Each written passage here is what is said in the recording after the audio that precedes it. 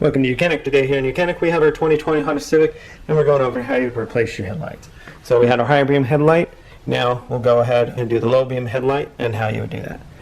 For the ease of accessibility, I have the bolts removed from this headlight assembly as well as the bumper, because you have to have the bumper removed to remove this headlight assembly, just so we can pull this forward, get some easier access. You do not have to remove the headlight assembly. There is enough space to reach down here, but just for the visual, it is undone so that you know what you're looking at. Pull this headlight forward, and now we can see our low beam headlight. And so we just need to press the clip and press that off, and we'll turn this a quarter turn to the left to be able to loosen and remove this.